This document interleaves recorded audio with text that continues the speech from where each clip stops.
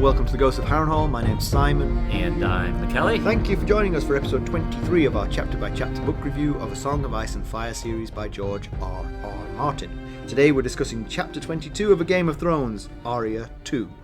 So we're going to chat about the chapter and try not to spoil any future plot points for you. And hopefully we'll provide you with some entertainment along the way. We'll summarise what happened, discuss our thoughts, provide useful background, compare it to the TV show, and indulge in a little pedantry. Be sure to check out the show notes. They'll provide you with some interesting information about the characters and other things of note in this chapter. How are you? I'm doing okay. How about you? Well, as you were aware, we've had some appalling weather. We have, this yes. last week. Wow. And we had a storm come through that just knocked a ton of things down, and my mother-in-law's house was hit by a giant pine tree.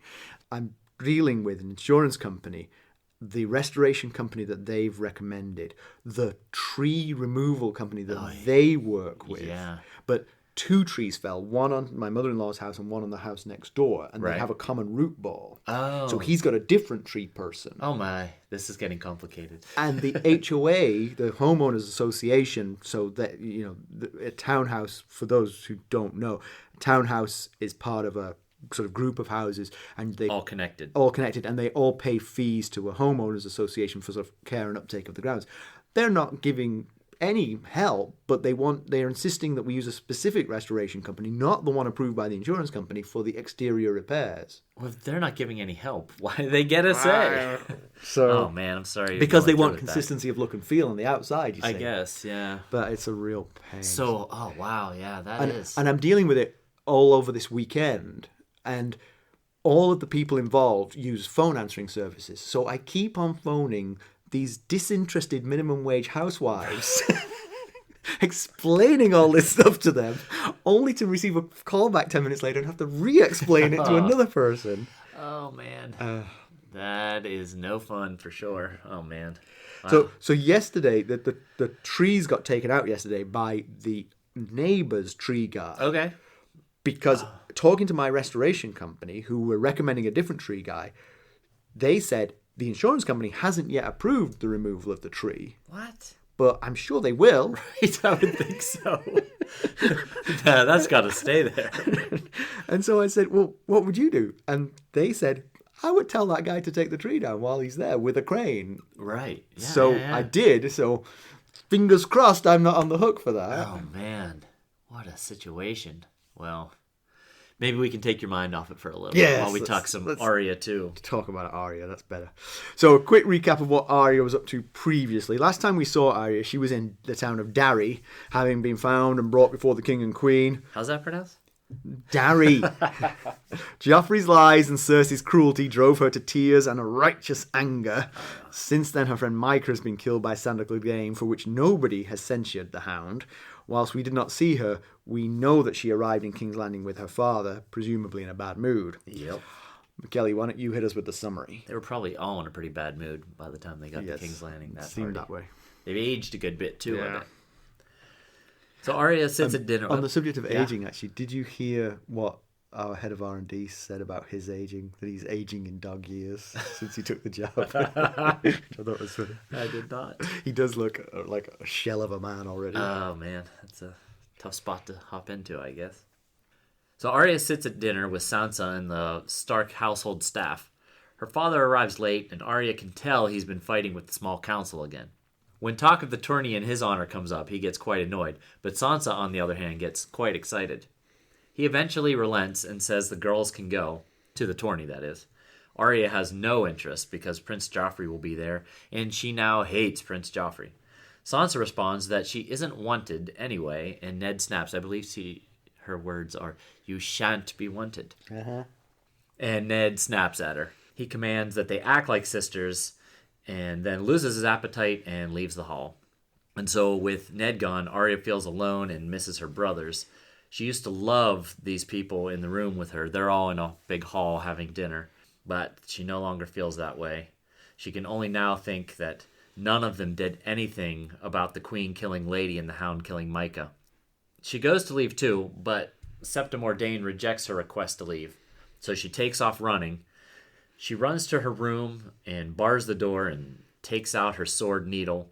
She hates herself because all the bad things that happened since the Trident were her fault, so says her sister and her sister's best friend, Jane Poole.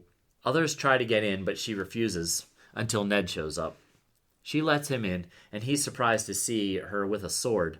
He compares her wild streak to her Aunt Lyanna, and he tells her that Micah and Lady's deaths were not her fault. Then explains that King's Landing is a dangerous place, and they must be a strong pack to survive, comparing the family to a pack of direwolves. He tells her she can keep the sword, which she gets very excited about. And later she meets Syrio Forel. He is to be her dancing master, only he dances with a sword. Mm-hmm. So Ned's not really making friends on the small council, it No, seems. that seems to be a theme. Yeah. We did figure that his Stark northern blood can't be mixing too well with the fools and flatterers. Yep. We were picking up on that in his last chapter. Yeah. And he doesn't seem to be winning the argument about the tournament. No. Which is definitely going to happen. As the rest of the council kind of surmised was going to be the end result when he said, I'm going to talk to Robert about this. When he's late for dinner, but he sees all the Stark men are already eating, he says that he's pleased to know there are still some men of sense in this city. Yes. An attitude I take to eating as well. Right. I don't like to stand on ceremony. So yeah, when Sansa catches wind of the tourney, she has a very different reaction to that of Ned. Yes. It's all part of her little fantasy world that she so longs for, with gallant, or as Sophie Turner on the show says, gallant. Gallant knights competing for honor and fame, and courtly ladies dressed in their finest, and yada yada yada, all that jazz. If she knew the cost, if she knew how much this was costing the realm, she probably still wouldn't care. She wouldn't care. No. Yeah. So Ned doesn't want his household involved in the folly, but it's weird actually that Septim Ordain is the one that points out it would be pretty bad optics for the family not to show up for the tournament in his honor. Right, yeah. That might look odd. Arya definitely doesn't want to go, but that's because she just doesn't want to be in the same planet as Joffrey. No, yeah, she really not a fan. And that's when Sansa says, "You shan't be wanted anyway." And Ned's head goes... that was the response I expected her to have when Arya didn't want to go into the wheelhouse. I expected her to be good idea. Yeah. You shan't be wanted. Yeah. Yeah, so Ned's struggling with the single parenting, it seems. Yeah. Maybe packing Kat off home so quickly wasn't as good an idea as he thought. But again, he wanted to keep it all under wraps that she ever came. If she takes as long to get back to Winterfell as he took to get from Winterfell to King's Landing, he might be able to fetch her pretty quickly. And Just be like, bad idea. Take a boat, end around. Yes. So Ned really lays into the two girls, telling them they're sisters and they have to act like that. Which seems like they are, based on the way they're fighting with each other. Exactly.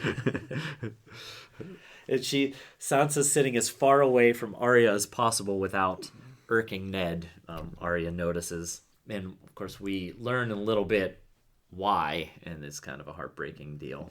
So Ned leaves, and Arya's feeling alone. She's missing her brothers, with whom it's pretty obvious she has a lot more in common than she does with Sansa. So She also feels like she used to know all these people at the table, but then her sense that they betrayed her by not holding the king and queen accountable for Micah. Right, yeah. For letting that be water under the bridge. And we get a little more of her unassuming, kind of commoner look at the world. She talks about how from free riders to knights, she would horse around with them and get to know their wives and play with their kids, and she's just one of the people. And a nickname to one of them was Arya Underfoot. Yes.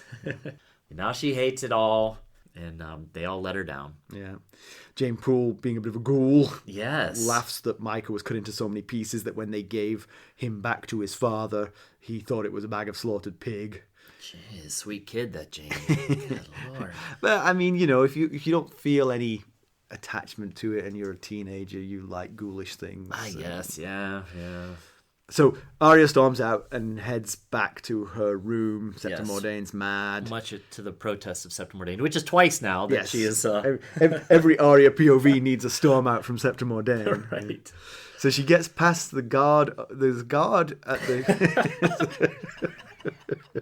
You'll see why we're laughing later. I'm sorry. There's a guard guarding the entrance to the Tower of the King, the Tower of the Hand, which is where their chambers are.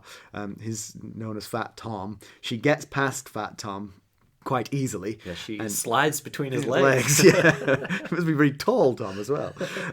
And she goes to her bedroom and bars the door. Yes, and this is when we find out why Sansa is sitting so far away from Arya. It's because both Sansa and Jane Poole have convinced Arya that all the bad stuff that's happened is all Arya's fault. Of course, we know that's not true, but she doesn't seem to. So, yeah, but I mean, she's right in some ways. You can trace it back to her sparring with Micah. If she hadn't done that, none of this would have happened. But yeah, and you could do that with any traumatic event, really. Something you did, could have changed history. But do you remember when the Memorial Day baseball incident in my family from about I remember it well. 10 years ago. I do remember yes, it well. As do I. We went Memorial Day, we went out, and my son used to be a baseball player before he became a tennis player. And I was pitching to him, and he was batting, and Stacy, who was quite the accomplished softball player in her day, was shagging fly balls out in left field. That means catching them? Yes, sorry. Catching fly balls out in left field. And one time I pitched the ball. Ethan hit the ball, a drive to left field, and Stacy circled under it. And all of a sudden, I saw the ball bounce into the air, and Stacy dropped to the ground. And it turns out she wasn't wearing her glasses, which was probably not a great idea. So you can trace many things back to this situation. So the glasses, that's what you're blaming your wife for this. No, Ethan blamed himself, and then I was thinking, like, if I hadn't suggested we go do that, you can always trace things back to, like, if we just hadn't done this. So she could have just caught it. She could have. Yes, we could have kept playing and having a great old Memorial Day. But so much has come from that. I mean, I know she's had an awful time because she was badly hurt. Yes. The top right side of her teeth were knocked in. Oof. Yeah. But we have had some funny stories out of it. So there's a silver lining. Yeah, for us, for me, I really didn't have to deal with much of that. It's like my tree stuff. You're going to laugh about. Well, I'm going to have lots of stories about this tree stuff. You are, yes. I will. You're going to laugh about it. I'm suffering right now. You suffered in this period, but now we can laugh about it. That's a good point. Anyway, we've gotten slightly off topic, but. So Arya dreams of scaling the walls of the Tower of the Hand just like Bran would and running away. She could just take her sword, steal food like she used to in Winterfell. Yep. She's going to go find Nymeria and make her way back to Winterfell, or maybe to Jon at the Wall. Yeah, although I don't think there are female members of the Night's Watch. No, there's not. Yeah, but people keep calling her boy anyway. That's true. So, you know, for a while she might get away with it. So she digs out needle from her wardrobe chest and starts to sort of practice a little bit. Yeah, while she's having all these thoughts of guilt and stuff, she's digging needle out. And at the same time, a parade of people keep coming knocking at the door for her, and they're being brutally rebuffed by her. And that is until... It's Fat Tom and Septim Ordain that keep coming to the door until Ned knocks at the door, and then she lets him in, of course. She's able to rebuff Fat Tom very easily, and this is why we're kind of laughing a little bit. Fat Tom says, "Arya, are you in there?" And she says, "No." And Fat Tom goes, "Oh, okay," and wanders back to his post. More on that later. Yes, hold that thought. The door is barred, so there really is nothing anyone can do. So, right. But then Ned knocks and she lets him in. Yes. She kind of gormlessly forgets that she's carrying a sword that she needs to not own. Yeah, she had time. Yeah. he wasn't getting in until she opened the door. So he recognizes that it was made in Winterfell because the smith Mickon left his mark on it. Which exasperates him. He says the Hand is supposed to rule the Seven Kingdoms, and he can't even rule his own household, which is in reference to his 9-year-old being armed by his own forge, as he says. But she won't tell him who got the sword made for it. But I don't really understand that. I mean, it doesn't feel like Jon would get into an awful lot of trouble. What would you do? Banish him to the wall? He's going to send a sternly written letter by a raven.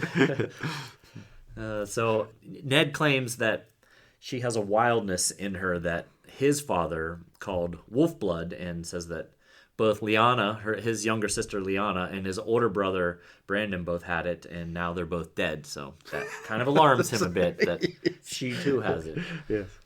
He says that she reminds him of both Lyanna, both in personality and looks, which amazes Arya because she knows from stories that Lyanna was beautiful. Yep. and something that she'd never heard about herself. Again, little sister perspective, reading too much into what her older siblings tell her about herself. And Ned basically sort of like, I don't think he wants to suppress the wolf blood. He likes that about Arya, but that in King's Landing it could get her into significant trouble. Certainly could. Yeah. There's a funny line though when Ned asks her if she knows the first thing about sword fighting, and her response is, "Stick them with the pointy end." Yeah. That's really the gist of it. Yeah, she's got the gist. So she tries to explain that she's trying to learn to that it was her trying to learn to sword fight that led into the whole mess at the Trident, but she can't get the words out. Yeah. Pretty much what she gets out is that it's all her fault that Micah and Lady are dead. Yeah. But Ned, doing a bit of good parenting for once, Right. is like, no, it wasn't. It absolutely wasn't. It was the Hound and Cersei who were to blame. And she lists all the people that she hates, which is pretty much the royal family and the Hound. Yeah, Tommen and Marcella do get spared. For now, who knows what they'll do to offend her. Yeah, Ned finds it hard to disagree with her. Right, I'm sure. He doesn't say it, but I'm sure he's thinking, you have a point. I'm kind of hating all those people as well right now. And then they were told that Nymeria wasn't found. Yeah, this breaks my heart, but this part. Arya now explains that she actually had to force Nymeria to run away by throwing rocks at her and hitting her with rocks twice. Yeah. And that sort of must have broken her heart. Yeah. I wonder if, with hindsight, she would have brought Nymeria back and let Nymeria die instead of Lady. Because that way there would still be one direwolf. Right. Nymeria's out of her life either way. Right.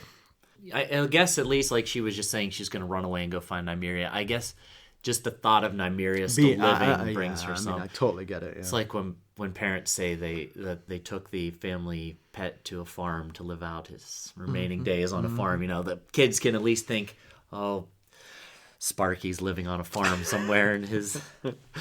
I'm not sure lying to your children's the right thing to do, though. Just FYI. So now it's lesson time. Even a 9-year-old Stark needs to know that winter is coming. And she does. Yeah. But it's more than just winter. It's also the metaphor for winter that they have to bandy together. The Starks will stay strong as a pack. Yes. The lone wolf dies when the winter comes, but the pack survive. We also... I get now yet a new definition of winter's coming, which seems like one of many definitions we've had to interpret winter is coming. This one seems to refer to hard, cruel times ahead, I think is what he calls it. And he says, we experienced a bit of it when Bran fell and on the Trident. So again, he can't literally just mean a weather forecast that winter's coming. So it's kind of our... yet additional one. Back to my tree situation. My mother-in-law's dog is called Winter, and she's been knocked out of her house by the tree. So she and the dog have been in my house, and sometimes I'll hear footsteps in the hallway, and I'll be like, "Oh, winter is coming." Yeah. In Bran 3, we learned that it means something terrible is coming down from the north, and that's Bran's dream. The crow says, now you know why you must survive. Winter is coming. Something terrible is coming down from the north. In Tyrion 3, we learned that according to Mormont, is literally winter is coming. The summer is ending. Winter is on its way. And now we've got yet another definition. So, while I was reading through the chapter, just the constant negative outlook for the future for the Stark family had me a little worried about them, and so I was looking up ways that they could deal with this. And I found I do have a minor in psychology. I will say. You do? I do. I didn't know that. So. I was about to appoint you team psychologist, thinking you had no qualification, but I take it back. So maybe a psychologist that's an actual accredited psychologist might say I have no idea what I'm talking about, but I did a little Google research, which is a terrible idea when you have any kind of symptoms. Never do that. Fortunately, in this case, it wasn't you. Right. It was some fictional character. Yes. So I found something called guided visualization, which is a process where you're led through imagining in your mind's eye a relaxing scenario, experience, or a series of images. And the point is to harness the brain's positive response to those images to help you manage your emotions and life's challenges more effectively. So what would those be for the Starks then? Like snow melting. Yes. Snow melting. Dire wolves. Yeah. You see, I don't know, because you see, I take your point. I mean, obviously, right? I think, as we said maybe last week, we said you could just as easily say summer is coming, because if winter is coming, then summer is also coming. Yeah, It yeah. could so that would definitely be the optimist's view. Yes, if you gave a Stark family member a glass of water, Yeah, so very much be half empty. it would be half empty. But I'm not sure if you are of that mindset, if you are a sort of pessimistic person by nature, I wonder if the visualization actually helps. Because Yeah, I have no idea. Because I wonder if your natural tendency would to visualize the negative thing. You know what I'm saying? And actually, you might find it relaxing to visualize the so worst you can learn case to deal with scenario. it. Yeah, So you can be prepared, Yeah. which is back to my being a pessimistic optimist. right. I think about that the worst thing is going to happen, so I can prepare and be ready for it. Secretly, always believing that Yes. the best will happen. Yes. Ultimately, Ned does tell her, now that we're in King's Landing, it's a dangerous place, and they need to bond together as a family. Yeah. She and Sansa need to stop the bitterness between them, Yes. and they need to be united against their enemies. Right. He mentions that there are enemies out there, so it's time for her to grow up a bit. No more of these tantrums and outbursts and stuff. Yeah, but you're right. You said before, he's treading a careful line here as a parent, because he doesn't want to scare a 9-year-old, but at the same time, he does need her to come to heel. Right. Yeah. Although it's kind of hard to imagine Arya just falling into line and doing everything Septim Ordain asks of But her. I think she does say, "I don't really hate Sansa." You know. Right. Yeah, she does. She says, "I don't hate Sansa." In her head, she thinks, that's not entirely a lie. But yeah, I mean, I think in talking through this, we have glossed over how sweet and tender the scene is. It really is. He's incredibly sweet. She thinks several times during the conversation how much she loves her dad, and regardless of the tirelessness of his duties, he's still there to make time for her and instill some values and life lessons that he finds important.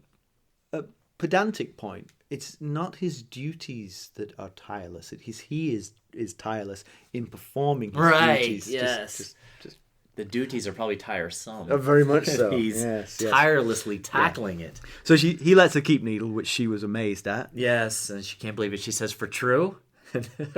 His response made me laugh. He said, If I took it away, no doubt I'd find a morning star hidden under your pillow within a fortnight." And then try not to stab your sister. But I think there you see that although Arya is young and she is flighty to a certain extent, she is also serious enough to say, "I'm not going to stab my sister." Right. You know, I have separated in my mind her from them. Yeah. So then, it skips ahead a few days, and she is summoned to the small hall, which is the same hall where they were having the dinner in the opening scene of the chapter. And a man named Syrio Farrell is waiting for her in there, and he is to be her dancing master. Mm-hmm. He's a former First Sword to the Sea Lord of Bravos. Yeah, which is kind of like the Lord Commander of the Kingsguard here in Westeros. He's not going to teach her to hack and hammer like a Westerosi knight. No. We'll be right back. Hello, friends. Are you ready to make some unforgettable memories? Well, if so, consider the Marriott Bonvoy program. Discover the perfect destination for your summer getaway and unlock exclusive deals on luxurious accommodations. With our affiliate partnership, you'll enjoy unbeatable savings and a seamless booking experience. Don't let summer slip away. Visit Marriott Bonvoy today and make this vacation season one for the books. Use our Ghosts of Harrenhal affiliate page to check it all out and buy Bonvoy points or give some as a gift. The link to our page is in the show notes. He's teaching her the Bravos dance, which is called the water dance, which was referenced in Jon 2 when Jon gave her needle. He said is a Bravos sword. And those, which we talked a little bit about in that chapter, they're duelers found in the free cities of Essos, Bravos, which is not to be confused with Bravos, which is the city in Essos. So yeah, good chapter. Yeah. So background, you want a bit more about water dancing? Water dancing, it's not exactly how it sounds. There's very little actual dancing involved. It's a style of sword fighting practiced by the greatest bravos in the city of Bravos. It is named after the custom of bravos to duel upon the moon pool near the Sea Lord's palace in Bravos. Huh. Yeah. It is said that true water dancers can fight without disturbing the water's surface. I want to see that. That sounds like hyperbole. I'm calling it. They stand perfectly still. They only disturb the water when they fall over. Anyway, the water dance is a refined form of fencing in which the practitioner stands sideways and wields a slender blade, much like Needle. It is a swift style that focuses on speed, balance, and grace. And because of this, it requires a slender, pointed blade, far lighter than the swords of a Westerosi knight. So when Pharrell tells her that the sword should become part of her arm, he mentions, she says it's heavy, he says it needs to become part of your arm. That's the basic element of learning to water dance. Beginners will also begin to see with all of their senses. Those are kind of the first things you learn as a novice water dancer. We could perhaps offer your water dancing teaching as an add-on to the part. At the gold level, Kelly will teach you to water dance. We're starting a Patreon today. If you want to water dance, $10 a month and you're in. So the Sea Lord of Bravos, to whom Syrio Forel was first sword, Yes. is the ruler of the free city of Bravos in Essos, protected by guardsmen led by the first sword. The office is not hereditary. One of the Bravos' citizens is chosen to be Sea Lord by the city's magisters and keyholders through a convoluted and arcane process, rather like the American elections. The choosing process is intense, sometimes described as knives coming out. Once chosen, the Sea Lord serves for life, but sometimes someone will try to cut that life short to effect a change in policy. Yeah. Statues commemorating past Sea Lords and their achievements line the canals of Bravos. I guess that's one way to affect change in policy. Quite.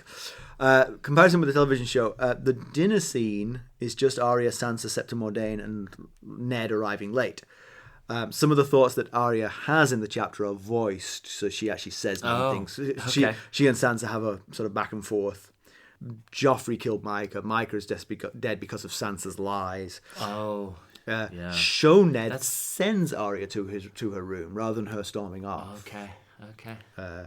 Ned, there's a little scene just after that where Ned tries to build a bridge with Sansa by giving her a doll, a pretty doll made by the same doll maker who makes Marcella's dolls. Oh, okay. And Sansa says, "I haven't played with dolls since I was 8." Sounds like that olive branch did not. Not so well. No. Ned protested Mordain that war was easier than daughters.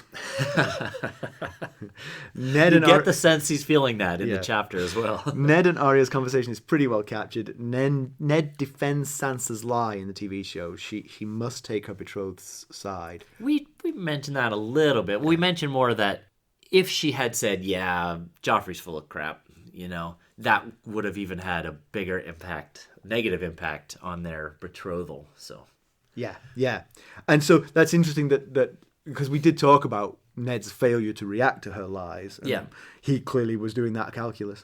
But if he was if he had that thought, why did he call her up in the first place? Because he called her up to support Arya's claim.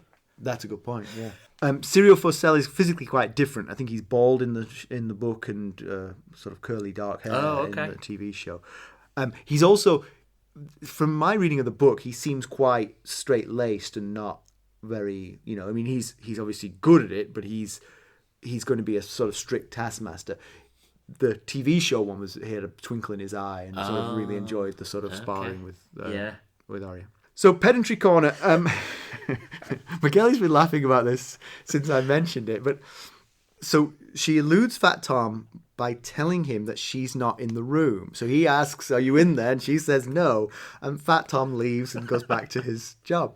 So I would argue that fat would not appear to be the most obvious trait of Tom's. He's clearly as dumb as a bag of spanners.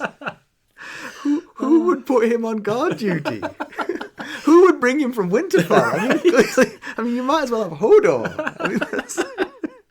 Oh man, we have this little sheet that reminds us of things we want to bring up, and I was looking through it yesterday at the swim meet, and I came across this one, and I started laughing out loud. And Stacey was sitting next to me and wanted to know what I was laughing at, and I showed her, and she didn't really get it. Yeah. But maybe he is. I mean, maybe he's like enormously fat. But it is, you have to be seriously fat to not be called Dumb Tom.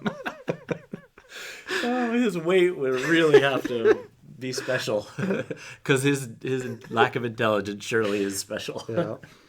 I mean, seriously, if he's the guard, I mean, like, Yeah. you know, I mean, you can get past in with your shoelaces undone, you know. Like. These are not the drones you're looking for. No force required. Yeah, you don't Just say it. Force. All right, so conclusion. We do have a. Oh, you do have. I put a news and notes in there. Yes, I just sorry. snuck it in right before we started recording. It's one. I just have one word written there, so it's easy for you to overlook.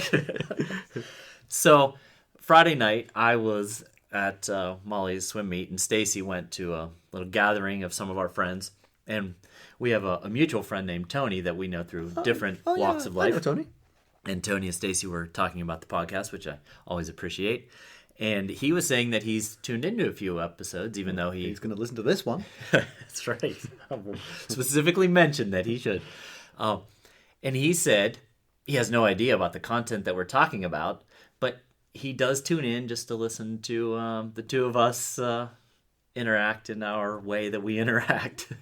So I thought that was quite the compliment. That is a compliment. Yes, Yeah. I'm touched. Thank you, said, Tony. Yes, much appreciated.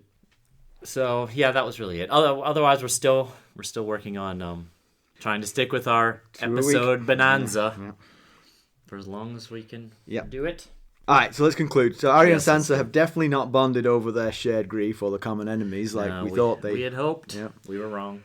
Arya naturally, feels some blame for Micah and Lady's death. Yeah, that's understandable, but wrong. wrong, absolutely wrong. Yes, and we get the impression that Ned is at odds still with the small council members. It doesn't seem to be going much better. Although while I was watching the TV show back for the comparison with the TV show on this, I did notice that Lord Varys was at pains to point out that whilst they weren't totally agreeing with him, they did serve at his pleasure, and he was clearly trying to build a bridge there. I mean, again, that's TV show, not book. So Yeah, well, that's true. He is second in command, so but he fears enemies in King's Landing enough so to warn his 9-year-old daughter about them. Yeah. So winter's definitely coming, that's for sure, Yep. one way or another. And single parenting is apparently hard. That's why I stay nice to my wife as much as possible. All right. So, as always, you can reach out to us at ghost.harrenhall@gmail.com. Follow us on Twitter at @ghostsharrenhall, Facebook, Instagram, now YouTube. Yes, we're all over the place. So. And hey, if you wouldn't mind going out on iTunes especially, or podchaser.com, and leaving us some reviews and rating us favorably, fingers crossed. Yeah. That would be great. We'd really, really appreciate that, helping us get the word out. And feel free to send us any emails or tweets. We will mention you on the show. Yes, please do. We really, really enjoy interacting with the folks that do reach out to us, so please do. All right. Thanks very much for listening. Thanks. Bye. Bye.